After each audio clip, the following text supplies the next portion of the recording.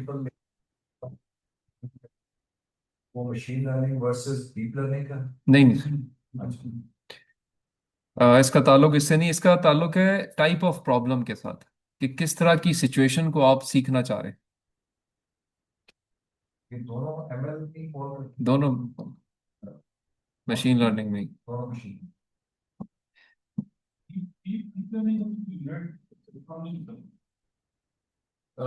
ऐसे ही है sir, deep learning के अंदर भी यूनिट परसेप्ट्रॉन ही है, और आप उसके जो स्टेप्स हैं ना थोड़े से और डिफरेंट है मॉड्यूल्स के अंदर, यानी जो मल्टी लेयर परसेप्ट्रॉन है ना वो एक स्टेप है उसका, उससे पहले कुछ और स्टेप्स भी आप करते हैं, फिर आप आते हैं मशीन लर्निंग वाले फिनोमेना को।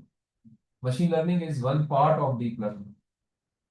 उससे पहले आप फीचर्स निकालते हैं, वो सिस्टम आप डिजाइन ऐसे करते हैं कि वो आपको फीचर्स निकाल के अलाइन कर देगी, ये 10 फीचर है इनको लेके चलो, और फिर उनको मशीन लर्निंग से ही आप आइडेंटिफाई कराते हैं या रिग्रेस करते हैं। तो अगर आप, जैसे आपने अभी सीएनएन पढ़े भी हैं और हम भी देखेंगे कि सीएनएन के अंदर आप कन्वोल्यूशन लेयर्स यूज करते हैं, आप वहाँ पे कूलिंग लेयर्स यूज करते हैं, आप वहाँ पे फ्लैटनिंग लेयर्स यूज करते हैं, और जब ये सारे काम कर लेते हैं फिर आपके पास फीचर्स आ जाते हैं जो कि सिलेक्टेड फीचर्स होते हैं उस टाइप ऑफ डाटा के लिए, और उसको फिर आप ट्रेन करते हैं एक मल्टी लेयर परसेप्ट्रॉन के ऊपर जो कि एक न्यूरल नेटवर्क होता है, और उससे फिर आइडेंटिफाई करते हैं, रिग्रेस करते हैं। ठीक है। तो लेकिन ये कि इतनी की कोई मुश्किल चीजें नहीं है सर, इट्स ऑल, आपकी बात बिल्कुल ठीक है, हर एक का जो बिल्डिंग ब्लॉक है ना वो एक सिंगल लेयर परसेप्ट्रॉन, और अल्टीमेटली यही इक्वेशन है, summation omega i x i plus b by intercept equal, this is the baseline of all the machine learning. ये सिंगल लाइन मल्टीपल लाइंस में तोड़नी हो आपने, और इस सिंगल लाइन को नॉन लीनियर बनाना हो आपने, तो उसके तरीके हैं, इक्वेशंस के अंदर से ये चीजें निकलती हैं, और आप कोई भी ट्रैक रिग्रेस कर सकते हैं, कोई भी क्लास तोड़ सकते हैं based on using multiple neurons. जैसे इंसानी दिमाग है, आपके दिमाग में 15 बिलियन न्यूरॉन्स है, और एक सेट ऑफ न्यूरॉन एक काम कर रहा है, बहुत सारे न्यूरॉन्स काम ही नहीं कर रहे। मतलब इसमें कितना फैक्टरिंग आपने पढ़ा होगा कि जो बेस्ट ब्रेन था वो आइंस्टाइन का था, 5% काम करता था, 5%। मगर इसमें भी लोगों की राय है कि ठीक नहीं, यानी इंसानी दिमाग में 100% एबिलिटी के अंदर जो बेस्ट ब्रेन है वो भी 5% यूज हुआ है, 95% यूज नहीं हुआ। तो हमारा दिमाग उससे कम ही यूज होता है, तो हम एट द टाइम अपने दिमाग को इस्तेमाल ही नहीं कर रहे पूरे एनर्जी के साथ या पूरी एफिशिएंसी के साथ। तो सर जो आपने अभी एग्जांपल दी थी कि जॉर गेट क्योंकि नियरली इनसेपरेबल है, तो ये फिर डीप लर्निंग का प्रॉब्लम आ जाता नहीं है? नहीं सर, ये मशीन लर्निंग का ही प्रॉब्लम है, लेकिन ये सिंगल लाइन से सॉल्व नहीं होगा, एक न्यूरॉन से एक लाइन बनेगी ना सर। अब अगर आपने एक ऐसा रीजन क्लासिफाई करना है जो कि इस तरह का है जिसमें दो पॉइंट्स और दो पॉइंट्स इस तरह से, तो उसको आप देखें तो एक इलिप्स के थ्रू आप सॉल्व कर सकते हैं, तो इलिप्स की इक्वेशन लेकिन आप एक सिंगल न्यूरॉन से नहीं बन सकती। है वही क्लासिफिकेशन। बिल्कुल sir, any one for me, जो पहले हाथ खड़ा करेगा उससे सर सारी ये है। अच्छा स्टूडेंट है। चलो आप वहां ले जाएं जिसमें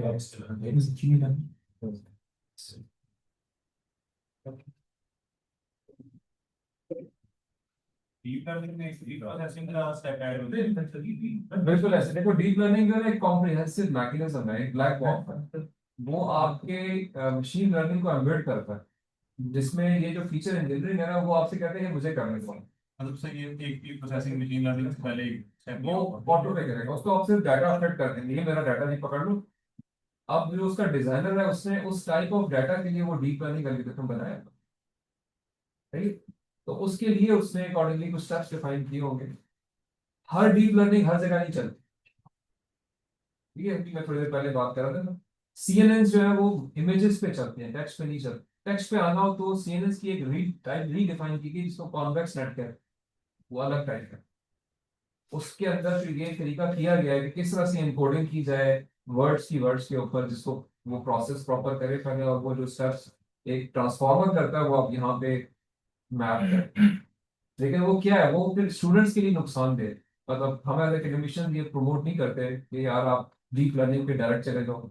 मैं स्पेशली हमेशा कहता हूँ कि आप मशीन लर्निंग पे रहें, because machine learning is the engineering solution, deep learning is a non engineering solution, because it will not let you think on the right way. आप कहेंगे यार बस मैंने तो एक ऑलरेडी है सब कुछ, मैंने तो बस डाटा देना है, उसे रिजल्ट दे देने हैं।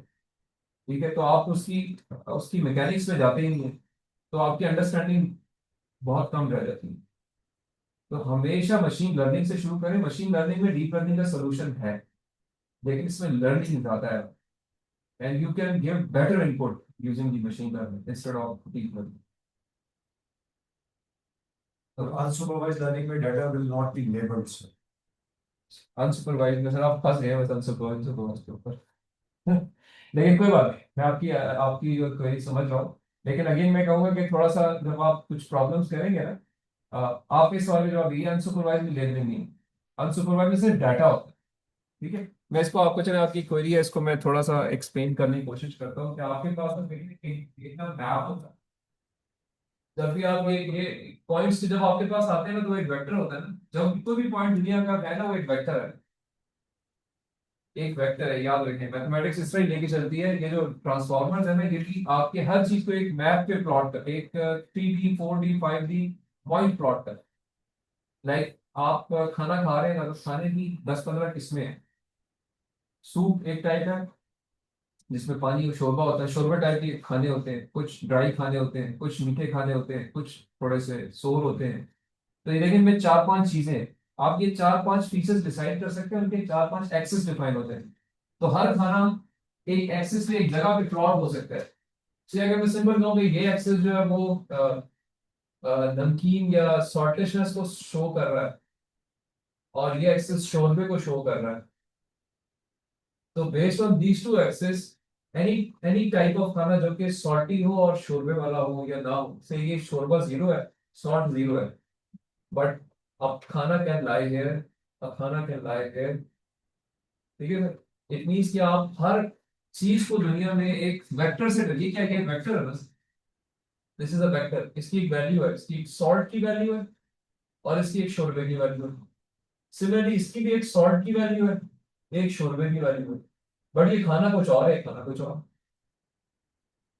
दुनिया की हर चीज एक 2 डायमेंशनल, 3 डायमेंशनल, 4 डायमेंशनल मैप हो जाती है। ठीक हो गया? जब मैप हो गई, तो इसकी बेस के ऊपर एनी न्यू थिंग कमिंग से मैं एक तीसरी चीज लेकर आता हूँ। तो अगेन आई मेजर कि ये क्या है, ये क्या है, और अकॉर्डिंगली जब वो पता चल जाएगा, तो आई कैन सी के यार ये जो मेरी क्लास थी और ये जो मेरी क्लास है, जो नई चीज आई है, अगर वो इधर प्लॉट हो रही है तो वो ये वाली क्लास है, क्योंकि इससे मैच कर रही है बनस्पत उसकी जगह। तो ये अनसुपरवाइज्ड वे में आई थी, लेकिन जब उसको मैंने देखा कि एग्जिस्टिंग डाटा में किसके क्लोज है, मैंने उसको लेबल दी थी।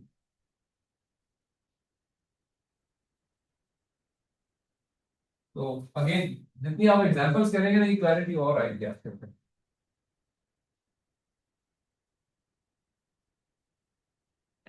और अच्छी बात यह है कि आप जब कर रहे हैं तो आपको चीजें, आई एम श्योर, क्वेश्चन कर रहे हैं, दैट इज गुड साइन के क्वेरीज हैं। क्वेरीज का मतलब ये होता है कि आपकी डायरेक्शन है एक, और उसमें आप क्लैरिटी चाह रहे हैं, तो अच्छी बात। इसका सर बिल्कुल फायदा है। नहीं नहीं नहीं, मैं इसको इस तरह समझता हूँ सर कि क्वेरीज का मतलब है कि anybody is doing his her effort to get to the right conclusions in his brain और हर ब्रेन, सो वो अच्छी बात होती है, क्वेरीज करनी अच्छी चीज है एक से।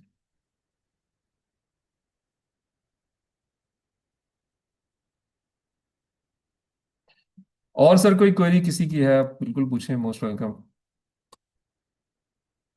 अगर मैं कहीं फास्ट हूँ तो आप मुझे बिल्कुल रोक लीजिए, बताएं, पूछें कि सर इसको दोबारा एक्सप्लेन कर दें, या मुझे अभी आप इतना ही पढ़ाएं, आज ना पढ़ाएं। I am open to that too ऐसा। ठीक है, मेरा पर्सनल व्यू ये है कि बंदे को उतना करना चाहिए जितना हजम कर सके। अगर हजमा खराब करना मकसद नहीं होना चाहिए।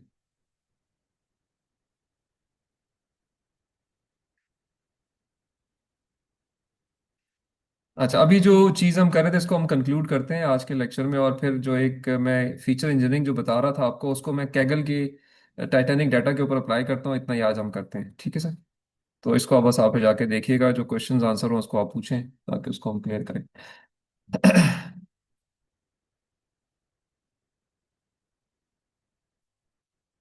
तो अगेन यहाँ पे मैंने क्लोज किया था। क्या हमें यहाँ पे कंक्लूड हम ये कर रहे थे कि जी डाटा को खोल के देखना है और डाटा को फिर इंटरप्रेट करना है और अकॉर्डिंगली उसको ठीक करना है, और कुछ ना कुछ पे आपने कुछ इंटरप्रिटेशन के रिलेशनशिप्स निकालने हैं। सो आप ये देखते हैं कि यार कुछ जगहों पे शायद डाटा ठीक नहीं है, क्लिप इन करनी पड़ेगी, डाटा निकालना पड़ेगा, क्लिप कर दें। कहीं पे आपने लॉगरिथमिक स्केलिंग करनी होती है, रेगुलर स्केल जो है वो ठीक इंडिकेशन नहीं दे रहा, एक्स के अगेंस्ट वाई बहुत हैपजर्ड है, वाई के अगेंस्ट एक्स बहुत हैपजर्ड है। तो जो लॉगरिथमिक स्केल है आपने देखा होगा कि वो आपको एक रीजनेबल रेंज के अंदर डाटा देना शुरू कर देगा। तो बाज़ रिलेशनशिप्स को आप लॉगरिथमिक स्केलिंग में भी डिफाइन करते हो, पर मकसद क्या है कि डाटा को इस काबिल करना कि वो आपके मॉडल को समझ आ जाए। तो ये कुछ काम करते हैं। फिर आप चेक करते हैं कि मेरा कोई डाटा ऐसा तो नहीं है जो एंट्री नहीं हुआ हो, उसको आप रिप्लेस करेंगे। कहीं कोई डुप्लीकेट एग्जांपल्स हैं तो उनको सिस्टम से रिमूव किया जाना चाहिए। तो गलत लेबल हुआ है, अगेन उसको ठीक करने की जरूरत है।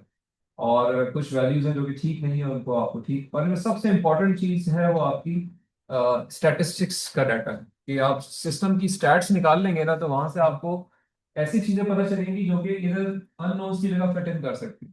डाटा के अंदर कुछ मिन होगा, कुछ मैक्स होगा, कुछ मीडियन मीन वैल्यूज होंगी, स्टैंडर्ड डेविएशन होगी। तो उसको देखते हुए बहुत सारा डाटा ठीक किया जा सकता है।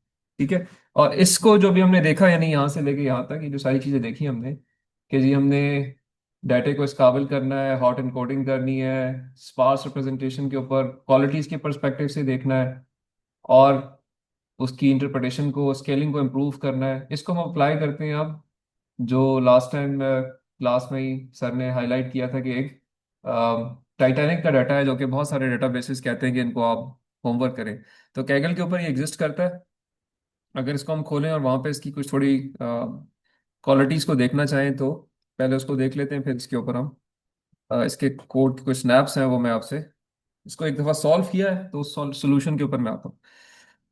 सो ये इसका कैगल के ऊपर डेटाबेस है। इसकी ये ड्रॉप डाउन मैंने सोचा ये विजिबल एक मिनट नहीं है, let me show it to you. Let me share it in दी,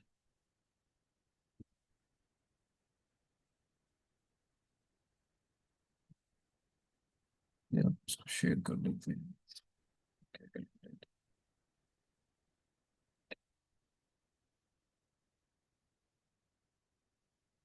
ठीक है जी, तो आई होप ये विजिबल है। कैगल पे एग्जिस्ट कर रहा है ये, ठीक है। इसमें ये still you can join the competition and you can submit your results. और ये आपको इसमें कंपटीशन ये है कि सर डाटा आपको गिवन है टाइटैनिक के जो जहाज डूबा था उसमें जो लोग थे उनकी कुछ कैरेक्टरिस्टिक्स थी। उसमें खवातीन थी, मर्द थे, बच्चे थे, कोई मियाँ बीवी थे, कुछ सिबलिंग्स थे, बहन भाई थे, कुछ फर्स्ट क्लास के कस्टमर्स थे, कुछ सेकंड क्लास के कस्टमर्स थे, कोई थर्ड क्लास के कस्टमर्स थे। लोगों ने कुछ पैसे पे किए हुए थे, कोई फर्स्ट डैक पे था, कोई सेकंड डैक पे, कोई थर्ड डैक पे था। अल्टीमेटली उनमें से बहुत सारे लोग मारे गए, कुछ बच गए।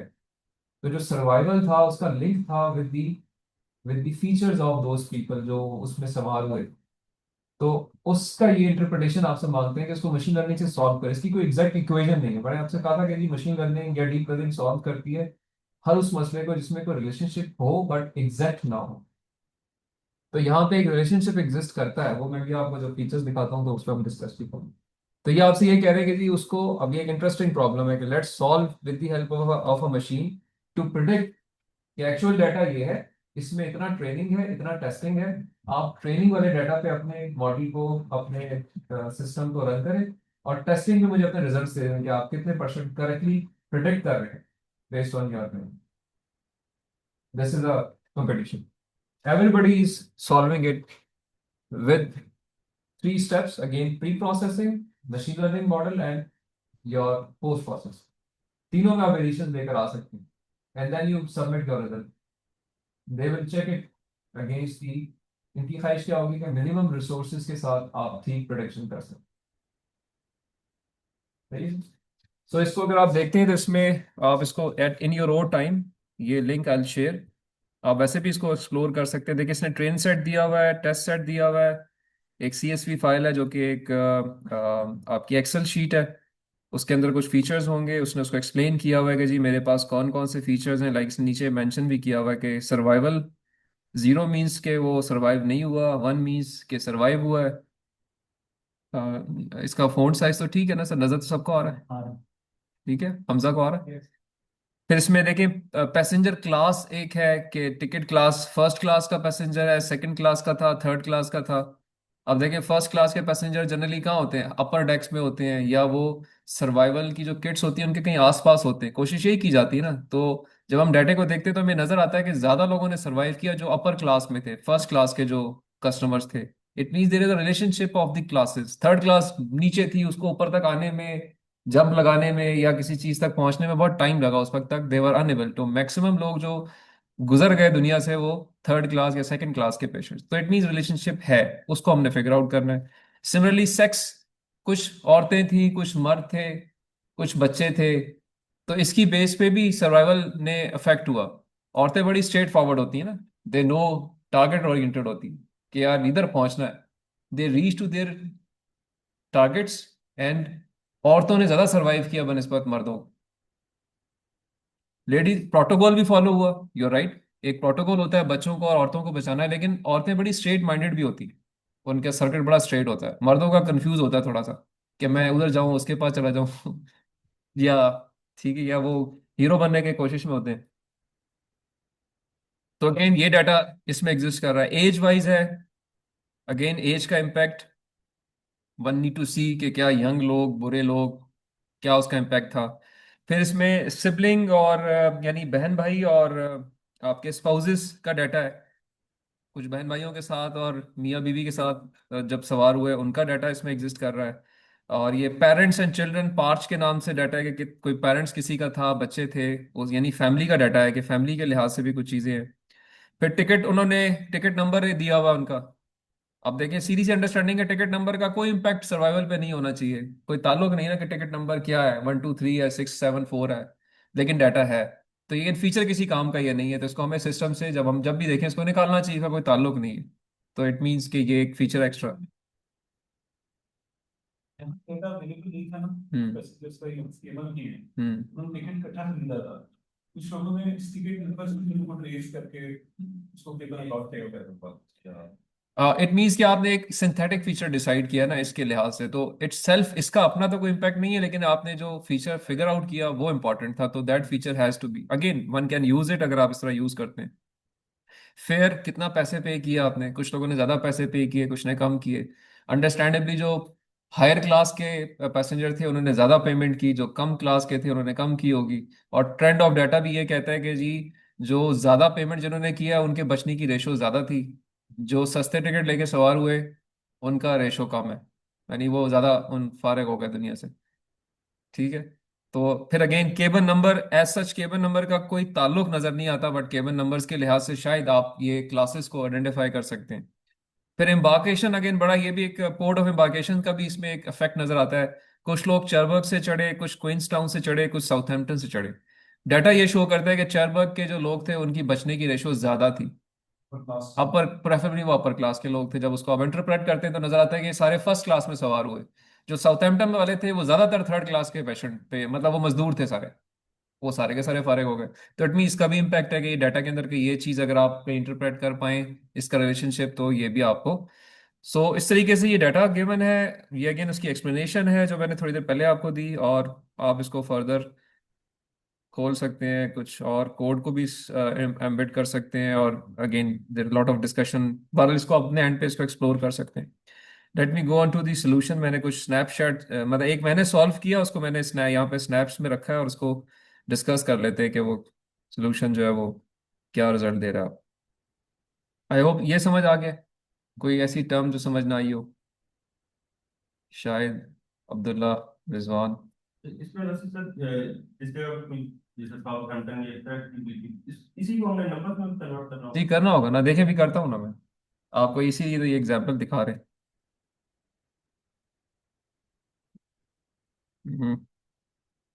लेट मी, अच्छा इसको शेयर भी कर लेते हैं इसमें। Stop share.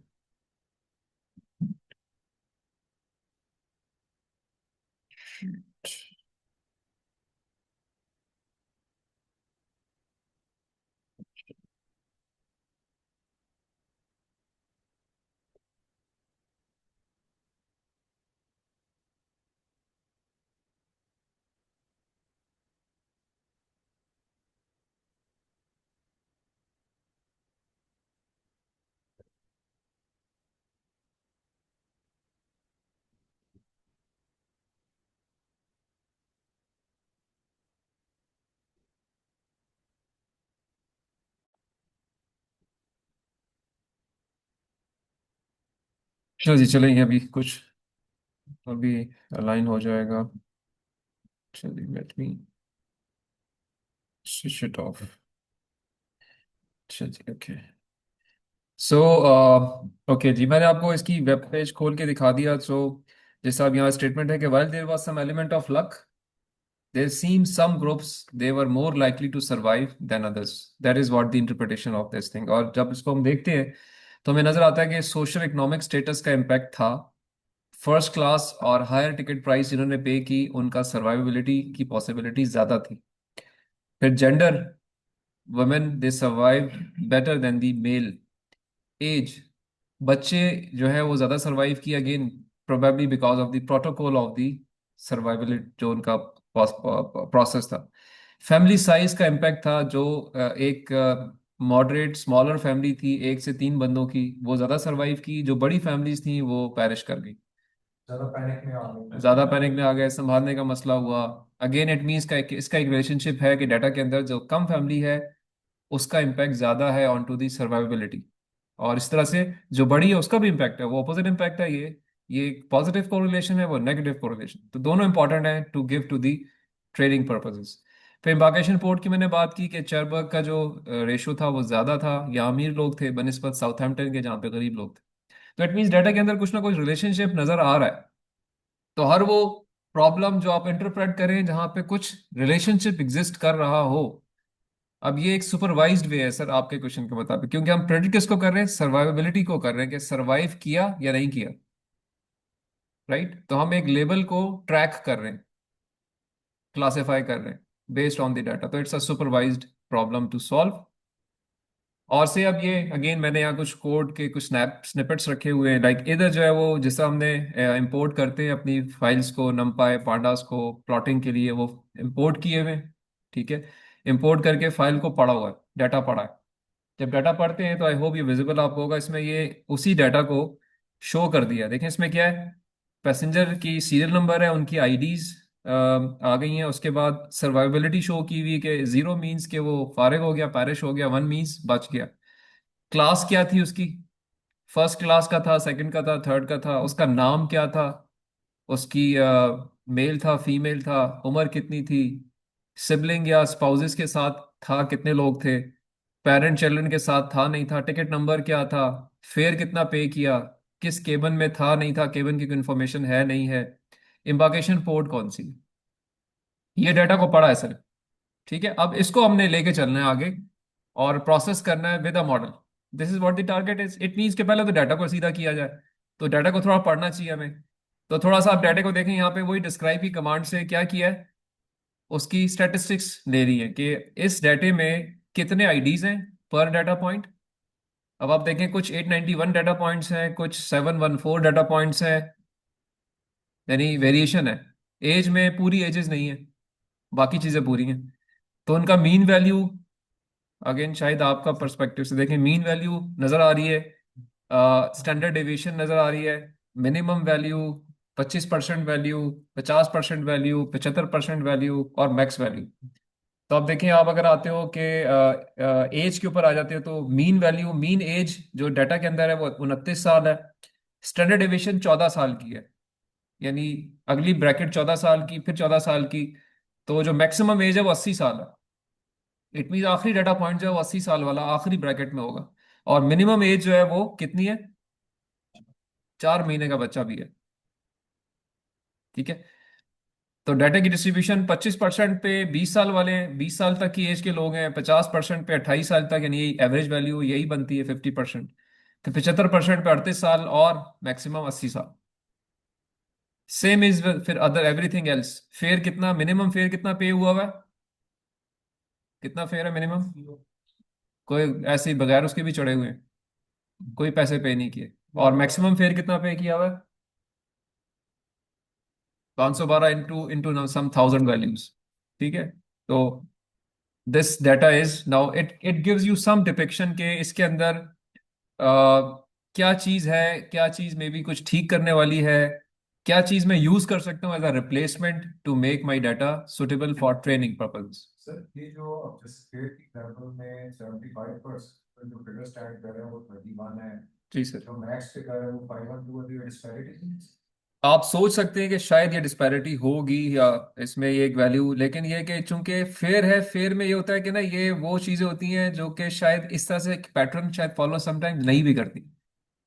फेयर जो ऐसे आप एक होटल में भी जाते हैं ना, तो होटल वाला आपको आप ही को एक कमरा देगा 10,000 का, और एक और बंदा आएगा उसकी शक्ल देख के और उसकी हालत देख के उसको वही कमरा वो 40,000 का भी दे देगा।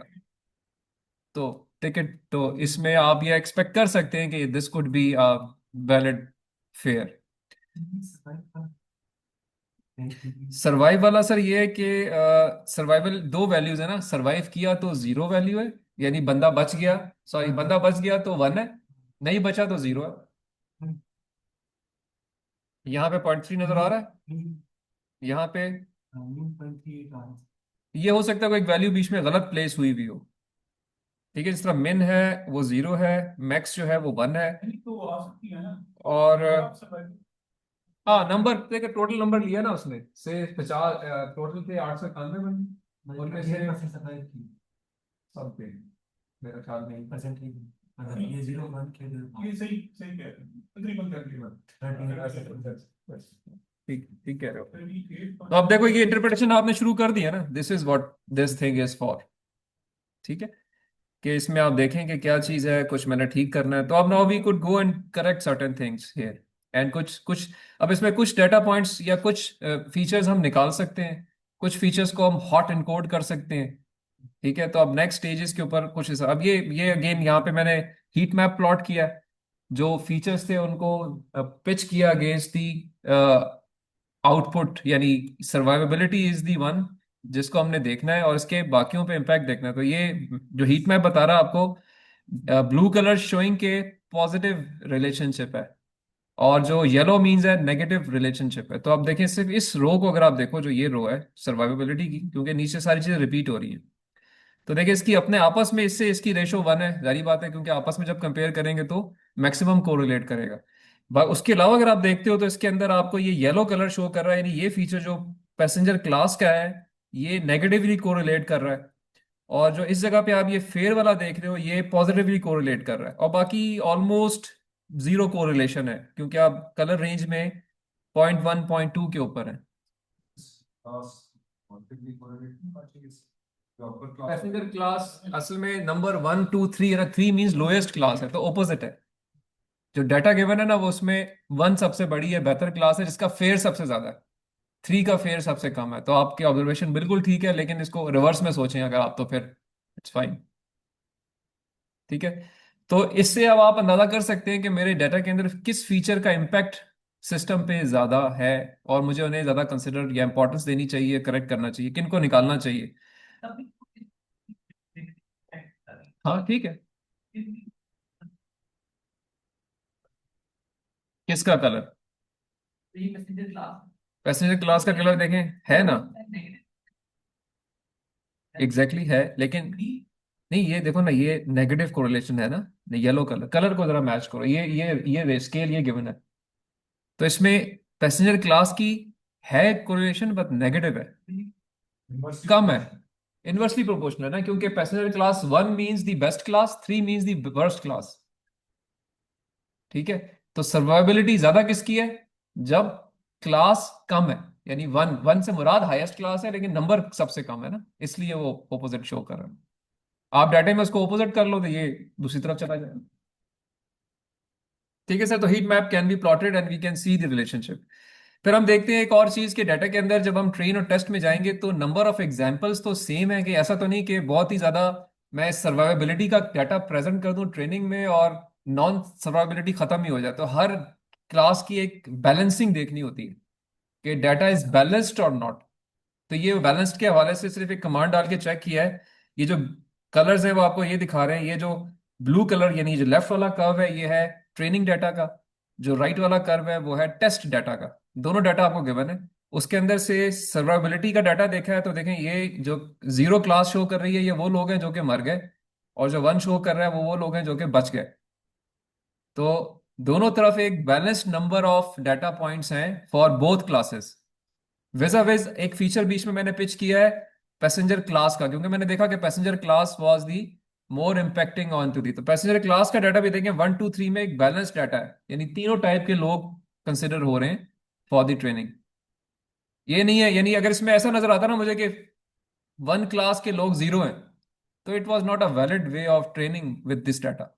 तो data has to be seen whether all the classes have equal representation or some suitable representation for training and testing purposes. इसका मतलब है कि ट्रेनिंग डेटा की लाजमी बात है कि लेवल बिल्कुल बराबर बराबर तकसीम हो। Not necessarily बराबर बराबर तो आइडियल है, लेकिन सुटेबल नंबर होना चाहिए। एक सुटेबल नंबर यानी देखिए, मैंने आपको सिखाना है, आप बच्चे हैं कि यार, मैं अगेन एग्जांपल, वो एक बड़ी क्रूड सी एग्जांपल है कि आपने लड़की और लड़का दिखाना है बच्चे को कि ये लड़की है लड़का है, तो उसको जब तक आप लड़की दिखाएंगे नहीं, उसको कैसे पता चलेगा कि लड़की ऐसी होती है? दिखानी पड़ेगी ना, चाहे कम दिखाएं, बट दिखानी पड़ेगी। तो हर टाइप की एग्जाम्पल तो होनी चाहिए ना डाटा के अंदर। तो इसमें देखिए सुटेबल नंबर ऑफ एग्जाम्पल था, तकरीबन 150 एग्जाम्पल इसकी है, इतनी थोड़ी इतनी है, इसकी ज्यादा है, बट सबकी एक रिप्रेजेंटेशन अवेलेबल है।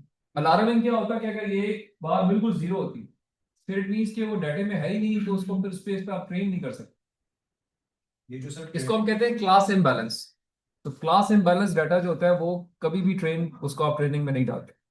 ये जो सब बाइफरकेशन है between the training and test data, ये एल्गोरिथम जो है ये रैंडमली करता है नहीं नहीं सर, ये आपने डिसाइड करना होता है कि मैं, यानी इस उसमें आपको जो ये कैगल वाले हैं, उन्होंने आपको डाटा दिया हुआ है कि ये मेरा ट्रेन डाटा है, ये मेरा टेस्ट डाटा है, तो पहले से बाइफरकेशन दिया हुआ है। क्योंकि वो आपसे चैलेंज दिया ना उसने आपको। तो जनरली स्पीकिंग ये 20 80 20 होता है कि 80% ट्रेनिंग के लिए डाटा दिया जाता है, 20% टेस्टिंग के लिए रखा जाता है, और ट्रेनिंग में आप टेस्ट वाला डाटा नहीं दिखाते। अभी आगे एक लेक्चर में मैं डिस्कस करूंगा जिसमें हम ट्रेनिंग, वैलिडेशन और टेस्टिंग को दोबारा डिस्कस करेंगे, तो ये सवाल वहाँ पे आप आंसर हो जाएगा। सर जो पिक्चर में दिखा है उसमें जब डेटा था टोटल 881 काउंट था, जी जी।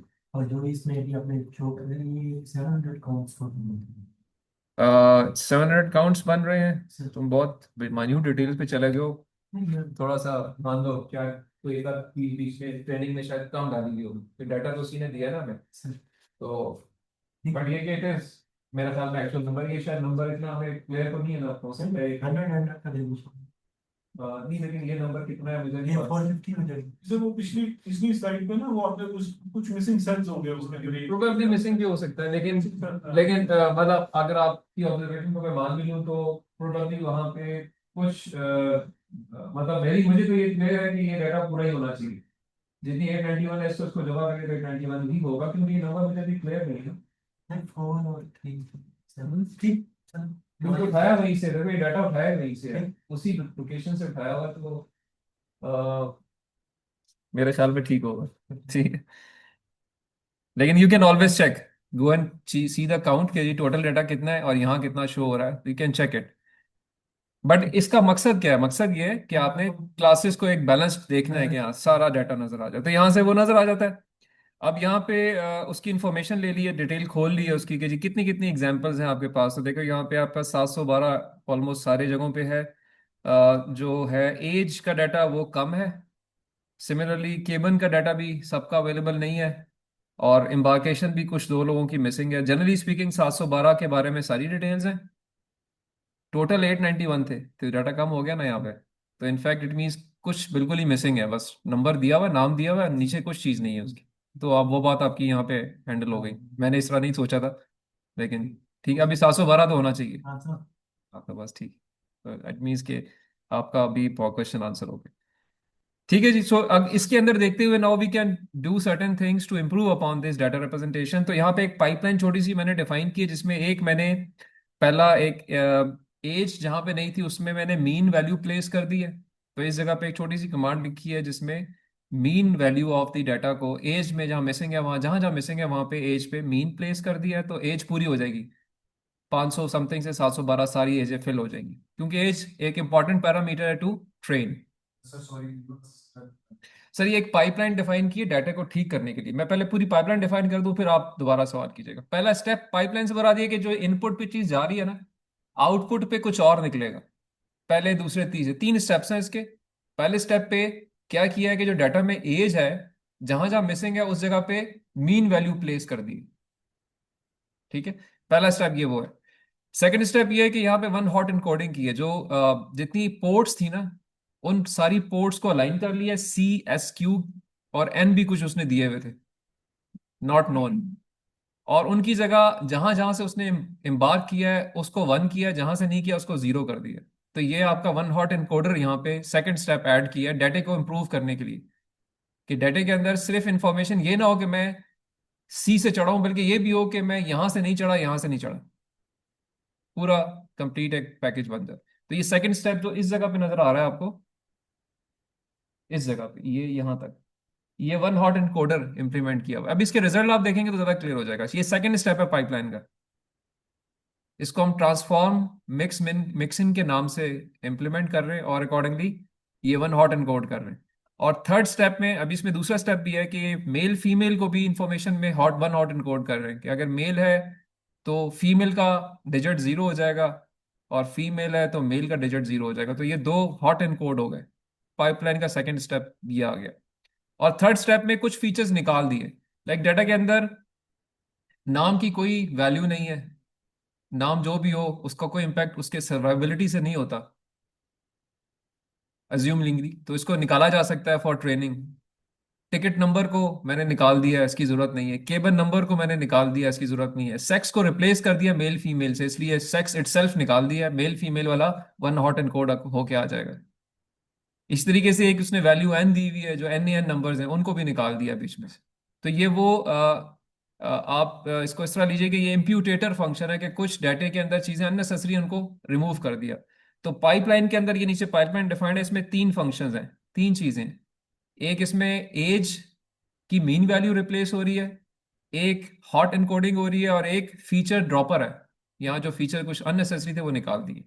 तो अकॉर्डिंगली ट्रेन डाटा और टेस्ट डाटा के ऊपर ये पाइपलाइन अप्लाई कर दी है। तो होगा क्या, जब ये अप्लाई करेंगे तो देखें ये अब रिफाइंड डाटा आ गया मेरे पास। यहाँ पे सब कुछ वैसे ही है, जहां जहां पे ये देखें CSQ था वहां पे एक वन हॉट एनकोड हो गया, ये बंदा क्यू से चढ़ा था, बाकी जगहों पे इसकी वैल्यू 0। ठीक है सर। सिमिलरली ये मेल था, फीमेल 0 हो गया। तो अब ये वन हॉट एनकोडिंग भी हो गई, और डाटा में जो अननेसेसरी फीचर्स थे, इसमें से नाम निकल गया है, इसमें से सेक्स निकल गई है, इसमें से केबल नंबर निकल गया है। तो वो जो सारी चीजें फीचर्स में नॉट रिक्वायर्ड थी वो डाटा में से क्लीन कर दी। अब ये वो डाटा है जो कि ट्रेनिंग के लिए यूज होगा। ये सारे फीचर्स हैं इसके अंदर से, ये जो सर्वाइबिलिटी वाला डाटा है इसको उठा के मैं प्लेस कर दूंगा टारगेट के अंदर। तो ये टारगेट है, बाकी सारे मेरे ट्रेनिंग फीचर्स हैं। ये मैंने डिसाइड किया, you can change as per your comfort. Survive को लेबल बना देंगे। अगली अगली जगह पे यहाँ पे आप देखें, इसको मैंने जब इसी को यहाँ पे इस डाटे को चेक किया कि क्या क्या चीजें, तो 712 वैल्यू सबकी एग्जिस्ट कर रही हैं, एक लाइन हो गई चीजें। ये अपने पाइपलाइन की प्रोसेस एक यानी पाइपलाइन से मुराद ये है कि मैंने 3 प्रोसीजर्स किए हैं उस डाटा के ऊपर, डिफाइन करती है। प्री प्रोसेसिंग की। तो कोड के अंदर उसको पाइपलाइन कहते हैं। पाइपलाइन में आप प्री प्रोसेस करके डाटे को इस काबिल कर लेते हैं कि अब ये डाटा, देखिए एक स्टेप और किया आगे। यहाँ पे मैंने जो सर्वाइवेबिलिटी वाला डाटा था वो इस डाटा से इस मैट्रिक्स से डिलीट करके उसको अलग से टारगेट में प्लेस कर दिया नीचे। ठीक है। तो अब इसके बाद मेरे पास, अच्छा यहाँ पे मैंने अब अपने फीचर्स भी, यानी पीछे वाले में चला जाऊं तो मैंने ये किया है कि ये सारे मेरे फीचर्स हैं, और इसको उठा के मैंने टारगेट प्लेस कर दिया कि इनको ट्रेन करें फॉर दिस पैरामीटर। ठीक है सर। और अब मेरा मॉडल आना चाहिए। मैंने डाटा को क्लीन भी कर दिया, डाटा की जो फीचर इंजीनियरिंग मैं कर सकता था जो मुझे समझ आई, जिसमें मैंने वन हॉट एनकोडिंग भी की, मैंने क्लीनिंग भी की, मैंने कुछ वैल्यूज जो स्क्रब करनी थी स्क्रब करके उनको रिप्लेस भी कर दिया, नीचे हटा दिया, डिलीट कर दिया। कुछ को मैंने स्टैटिस्टिक्स के थ्रू वैल्यू रिप्लेस करनी थी वो भी कर दी।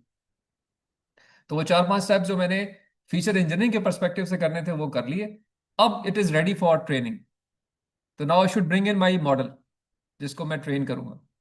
तो I have used random forest classifier. Again इसकी क्लास बनी हुई, मैंने उसको सिर्फ पिक किया है और उसके हाइपर पैरामीटर सेट किए हैं। ये उसके हाइपर पैरामीटर्स हैं। रैंडम फॉरेस्ट क्या होता है ये हम बाद में देखेंगे, बट ये कि random forest is a type of classifier जो कि सुपरवाइज्ड मशीन लर्निंग के लिए यूज होता है। ठीक है। और इसमें आप अगेन कुछ हाइपर पैरामीटर दे के सिस्टम को ट्रेन कर सकते और हैं। ये मॉडल्स ये एक मॉडल है to estimate your test results. तो ये इसके हाइपर पैरामीटर नंबर 1 है, ये 2 है, नंबर 3 है, और इसको मैंने इसके मुताबिक क्रिएट करके और मैंने इस पे इसको ट्रेन कर दिया, डाटा को इसको दे दिया, और अकॉर्डिंगली ये डाटा जो है जब ट्रेन हुआ और ट्रेनिंग सारा का सारा ट्रेनिंग डाटा का रिजल्ट चेक किया, वो 81% मुझे रिजल्ट दे रहा है अभी। ये टेस्ट डेटा ये इस वक्त जो है वो टेस्ट डाटा का है, और ट्रेनिंग करने के बाद टेस्ट को आपने चेक किया तो 81% रिजल्ट जो है वो आपके पास आ रहे हैं, तो 81% लोगों को सही नहीं दिखती। सही प्रेडिक्ट कर रहा है ये on to the test data set. वैसे टेस्ट डेटा भी ऑलरेडी लेबल्ड वो भी लेबल है ना, पता होता है ना सर आपको, तभी तो आप मैप करते हैं कि मैं एक्यूरेसी इज व्हाट, मेरी वैल्यू निकली ये, एग्जिस्ट करती है ये, it means I am correct, अगर नहीं तो आई एम रॉन्ग। तो 100 में से 81 लोग मैंने ठीक प्रेडिक्ट कर लिए, बाकी 19 लोग गलत प्रेडिक्ट हुए हैं इस क्लासिफायर के तहत। ठीक है सर, और ये उसकी एरे बना दी मैंने, जो मैंने प्रोडिक्शन दी है ये उनकी वैल्यू, 0 मींस कि वो बंदा पैरिश कर गया, 1 मींस बंदा सरवाइव किया। और यहाँ पे उनको अगेन डाटा फ्रेम की फॉर्म में प्लॉट कर दिया पैसेंजर आईडी के साथ कि कौन सा बंदा सरवाइव किया, कौन सा सरवाइव नहीं किया, और accordingly this can be submitted to the Kaggle की जी मेरे ये रिजल्ट्स आए हैं, और वो इसको फिर इंटरप्रेट करेंगे अपने लिहाज से कि जी आपने कैसा परफॉर्म किया। सर ये CSV फाइल क्या होगा? सीएसवी फाइल सर होती है एक्सेल शीट को, जब आप सेव करते हैं ना डाटा फाइल को, तो डॉट सीएसवी के तौर पे जब स्टोर करेंगे तो वो एक एक्सेल शीट की फॉर्म में सेव होती है, जिसको आप फिर कहीं पर रीड कर सकते हैं किसी भी कोड के अंदर। It's an Excel sheet, it is easy to read in any code, you give a dot CSV तो वो आपको वहां से इसको आ रहा है। उसमें आप फ्लेक्सिबल इमेजेस या कुछ चीज डालते हैं, जब आप सेव करते हैं तो दोबारा उसको ओपन करते हैं सीएसवी फाइल को, वो कमिट हो जाते हैं उसमें न्यूमेरिक डेटा। इनफैक्ट वो जो आपका जो आप जिसको नमपाई डाटा कहते हैं, डाटा फ्रेम की फॉर्म में आपको वो मिलता है, तो उसको आप इजीली पढ़ सकते हैं। सो इस तरीके से सर आप ये एक प्रॉब्लम सॉल्व हुआ। इसमें हमने जो आज फीचर इंजीनियरिंग पढ़ी थी वो सारी की सारी इसमें इम्प्लीमेंट हुई हुई है।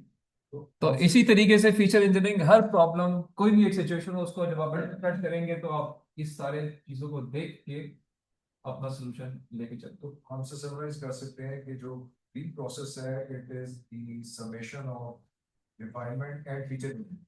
जी सर बिल्कुल आप ये कह सकते हैं, रिफाइनमेंट मीन्स क्लीनिंग, और फिर replacement of unknown values, scrubbing, clipping. ये स्टेप हमने डेटा जी ऐसे ही सर, इसमें जो कमांड अगर आप देखोगे तो वो ट्रेनिंग के बाद टेस्ट पे भी रन हुई, तभी तो वो डाटा आपके पास फिर अवेलेबल उस फॉर्म में होगा जो कि टेस्ट होगा फिर, क्योंकि आपने उसी तरीके से टेस्ट करना है जिस तरीके से ट्रेन किया है। जिसका मतलब बेहतर ये होता है हमेशा कि ट्रेन और टेस्ट डेटा को इकट्ठा एक ही दफा सीधा कर कभी कर सकते हैं, इकट्ठा कर सकते हैं, अलग अलग करें। ट्रेन को अलग करते हैं, टेस्ट को अलग करते हैं। आपने अगर एक आप इस केस में तो कंपटीशन है ना, उसने अलग अलग दिया हुआ है आपको, फाइल अलग अलग दी हुई है, तो अलग अलग करना पड़ेगा। अगर एक साथ ही आपको डाटा सारा है तो एक दफा ही सारा करें, फिर उसमें से डाटा सेग्रीगेट कर लें, 70% ट्रेनिंग 30% टेस्टिंग, और देन यूज इट।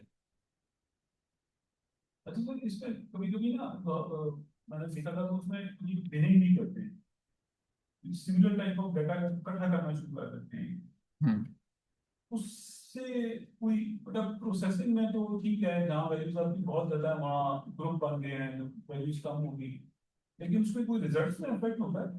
बिल्कुल होता है सर, असल में ये अब type of machine learning algorithm पे डिपेंड करता है। बिनिंग का ताल्लुक अभी अपने एक हाइपर पैरामीटर देखा था जिसका नाम था मिनिमम लीफ स्प्लिट। ठीक है सर, आप बाज़ औक़ात डिसीजन उस वक्त तक नहीं देते जब तक आपके पास एक minimum number of data examples ना हो। ठीक है, लाइक आपने कसौटी खेला होगा सर, कसौटी इज इनफैक्ट रैंडम फॉरेस्ट, कि आप एक 10 सवाल या 20 सवाल में रिजल्ट तक पहुंचने की कोशिश करते हैं, लेकिन साथ साथ ये इंश्योर करते हैं कि जो एग्जाम्पल्स मैं ले रहा हूँ ना वो एग्जाम्पल्स में मिनिमम इतना डाटा हो तो मैं आगे रिजल्ट पे दूं। तो binning is required with a perspective के से मैंने एक सिस्टम में एक क्लासिफिकेशन मॉडल बनाना है, से वो है हाथी का, बस का और कुत्ते का। तो मेरे पास मिनिमम 3 एग्जाम्पल्स कुत्ते की होंगी तो मैं कुत्ते की टाइप को आइडेंटिफाई करने के काबिल हूं, तो मैंने एक बिन बनाया हुआ है 3 एग्जाम्पल्स का, इससे कम पे मैं नहीं, मेरा सिस्टम काम ही नहीं करेगा। तो ये binning is a hyper parameter in some of the machine learning algorithms, इसलिए उसको करना जरूरी होता है। तो इसका मतलब है कि रैंडम पॉलिसी की यदि किसी और से करेंगे तो जब डिफरेंट आएगा। डिफरेंट है, बिल्कुल बिल्कुल ऐसे ही फर्क आएगा, और इसको आप यू कैन सर इम्प्रूव। इसका मॉडल है क्वेश्चंस को रीड करके बता दें कि आज निगम से लड़ाई होगी या नहीं। ये सही है आप on a serious note, emotions को लीड करके कैसे थियरी ऑफ माइंड की एक आपने ट्रेनिंग हो सकता अभी तक हुई है। इमोशनल इंटेलिजेंस देखिए आपने आपकी स्पेस पे लड़ाई होगी आपने देखना ये होता है कि आज भी लड़ाई होती है तो आज के दिन में मैंने क्या क्या ऐसी एक्टिविटीज की हैं जिससे कोई नाराजगी हुई फीचर्स होंगे उसके। तो वो आप क्लासिफाई कर लेंगे आपने देखा कि सुबह मैं जो ना बगैर बात करके आ गया था मैं घर गया लेट हूँ दूसरा फीचर टिक हो गया पहला टिक हो गया मैंने हमसे वादा किया था कि आज शॉपिंग वाली वो नहीं हुआ बात टिक हो गया इट मींस आज लड़ाई नहीं हुई तो ये it has got something to do with theory of mind is theory of mind तो सर ये ना कि वो एक प्योरली इमोशंस उनके लिहाज से इमोशन है उसके कुछ चीजें टिक हो रही हैं जो उसके दिमाग में चल रही हैं तो वो ये अभी इस वक्त तो ये थ्योरी ऑफ माइंड नहीं है जो अभी आप जिसको हम पिक कर रहे हैं इट इज फीचर। हाँ इसका ताल्लुक है कि उनका एक बंदे का पर्सनल बिहेवियर वो शाउट आउट करता है या आपको वार्म वेलकम करता है ये थ्योरी ऑफ माइंड है कि उसके दिमाग में क्या चल रहा है अभी इन्होंने एक रोबोट दिखाया था जो आपके एक्सप्रेशन से आपसे बात उसी तरह से करता है। आपको देखते हुए आपको देखते हुए उसके एक्सप्रेशन दूसरा होते हैं क्या ये गुस्से में है ये क्या है तो वो भी तो थ्योरी ऑफ माइंड ही है। मतलब सर सॉर्ट आउट कह सकते हैं एक कमांडर के लिए जो ऑपरेशन में जंग लड़ रहा है बैटलफील्ड में पे कैन हेल्प हिम आउट कि अगर वो फील करे कि आज मुझे ऑपरेशन में जाना चाहिए या नहीं जाना चाहिए depending on the data set of his troops कि उनका माइंडसेट क्या होता है।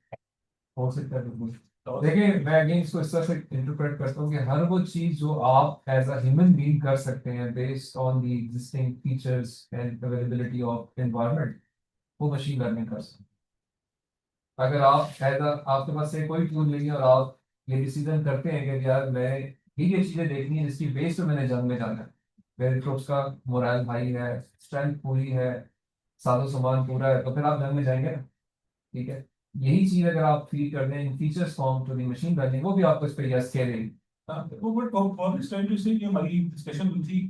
इमेजिन कि आप अपने आप को एनिमी नहीं शुरू में रखें और आप इसी तरह उसकी पर्सनैलिटी को मॉडल कर सकें अंडर डिफरेंट एनवायरनमेंट और फिर प्रिडिक्ट करें कि अब वो क्या फैसला करेगा क्या करेगा इसको हम करते हैं बिल्कुल हम हमारे फैसले जो इस तरह के होते हैं वो इस पर डिपेंड कर रहे होते हैं यार मैं जो करूंगा तो आगे से रिएक्शन क्या होगा ये आप करते हैं इंटरप्रेट तो इसको आप मॉडल भी कर सकते हैं क्योंकि कोई फिक्स रिलेशनशिप तो नहीं है इक्वेशन तो कोई नहीं है again based on some parameters आप कुछ एक चीज प्रिडिक्ट कर रहे हैं this thing is again doing the same thing it can assist you that sir ये टाइटैनिक का जो डेटा है देयर कोई रिलेशनशिप इसके अंदर है ऑब्वियस नहीं है but there is a relationship implicit relationship मौजूद है।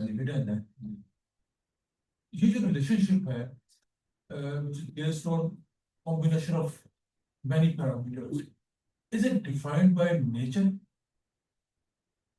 मेरा मतलब है कि अगर आज टाइटैनिक एक्सीडेंट तो दोबारा तकरीबन वही वो रेशो होगी सर्वाइवेबिलिटी की नेचर से ताल्लुक नहीं है उस टाइम के प्रोटोकॉल्स का ज्यादा ताल्लुक है लेकिन प्रोटोकॉल ही फॉलो हो रहे हैं ना कि आपने कहा औरतें बची क्योंकि सर्वाइवेबिलिटी का फर्स्ट लेसन है कि बच्चों को औरतों को पहले बचाओ प्रोटोकॉल ये क्या है दूसरा ये है कि जो ज्यादा पैसे पे करे उनको सर्वाइवल किट्स के करीब रखो ठीक है तो मैं कहूँ कि नेचर को अगर आप कहते हैं कि रूल्स रूल्स एंड फैसिलिटीज और प्रोटोकॉल के this is a natural protocol of follow के लिए अगर एक बंदा पैसे ज्यादा पे कर रहा है तो उसको आप करीब रखें या अच्छी जगह पे रखें जहाँ से उसके अगर से कभी हादसा और इमरजेंसी हो जाए तो उसके चांसेस ज्यादा हो दैट मींस अगर सेट ऑफ रूल्स वही हैं आज दोबारा एक्सीडेंट होता है तो दोबारा तकरीबन ही होगा सूलन मतलब आइडियली स्पीकिंग ऐसे ही होना चाहिए प्रोवाइडेड इंसान कुछ जो जो मर्द हैं वो अपने आप को अगर फोकस कर ले नहीं बचे क्योंकि उनका दिमाग फोकस नहीं था पर औरतें क्यों बची क्योंकि वो focus to training of a person to follow the rules again which again varies आज हो सकता है आज के लोग ज्यादा इल डिसिप्लिन हो फिर ये चेंज भी होता है अगर आज औरतें डिसिप्लिन हो जाए तो हो सकता है मर्द ज्यादा बच जाए तो ये again it depends on number of things but लेकिन ब्रॉडली स्पीकिंग आप जो कह रहे हैं तो इसका मतलब आप उल्टा सीख भी सकते हैं कि आज की अगर शिप भिड़ने वाली है या आज के प्रोटोकॉल्स वो कहेंगे यार देखो ये ऐसे हुआ था, इन फीचर्स को अगर इस तरह नहीं होते तो वो ज्यादा सर्वाइव कर। जी कर सकते हैं, So, स्पेस के ऊपर आप अपने रूल्स को रीडिफाइन कर सकते हैं। नए क्रैशेस में भी सर इसी तरह डाटा को देखते हुए रीडिजाइन कर रहे होते हैं। किस चीज को? नए क्रैशेस होते हैं एयरप्लेन क्रैशेस, उसमें वो देख रहे होते हैं सर्वाइवबिलिटी कितनी है और कहाँ पे इम्पैक्ट हुआ है, तो कितने लोग सर्वाइव करें, वो इसी तरह डाटा भी देखते हैं। डेटा ओरिएंटेड डिसीजन है ना सारे आपको, सब दिमाग से जा कर सकते बिल्कुल कर सकते हैं, आप कर सकते हैं। यहाँ पे डाटा डाटा बेस्ड डिसीजन आप लेते हैं इसी तरीके से लेते हैं, कुछ मैनुअल ले रहे हैं या आपको ऑटोमेटिक आउटपुट दे रहा है। सर आपसे आपने एक काइंड ऑफ फॉरेस्ट यूज और अगर आप कोई ऐसी सदा का नाम बताओ जिसमें वेटेज जो फैक्टर्स हैं उसकी वेटेज की बेसिस पे वो कैलकुलेशन करें, वो कौन सी होगी? वेटेज की बेस से मुराद मतलब हर पैरामीटर में जो एयर पर वेटेज है, क्लास पे वेटेज है, मेल वो जो डब्ल्यू निकलता है वो वेट होता है, ऑटोमेटिक वेट का। उसको यूज करके दे हम जो कैलकुलेट करते हैं आप प्रेडिक्शन करते हैं। देखो वो वेट तो हमें वो सिस्टम को ट्रेनिंग बताती है, जब हम ट्रेन करते हैं तो वेट ऑटोमेटिकली आता है कि इसका वेट ज्यादा हो गया, इसका थोड़ा कम हो गया, अल्टीमेटली सब का एक कंबाइनेशन करके आता है। तो आप इक्वेशन को सॉल्व करके आप इस तरह का सिंपल एएनएन यूज कर लो तो वो वही काम कर रहा है जो आप feed forward back application general language that would do the same thing. तो आप इसमें वो वेट नहीं बेस रैंडम फॉरेस्ट या ये जो आप सिमिलरिटी होती है इनका थोड़ा सा प्रोसेस डिफरेंट होता है, इनमें उस साथ में बहुत से वेट बेस ये जैसे हो गया सोचे तो इसी को अगर मैंने एएनएन की प्रूव किया होता तो सोल्यूशन में हम जो है वही यूज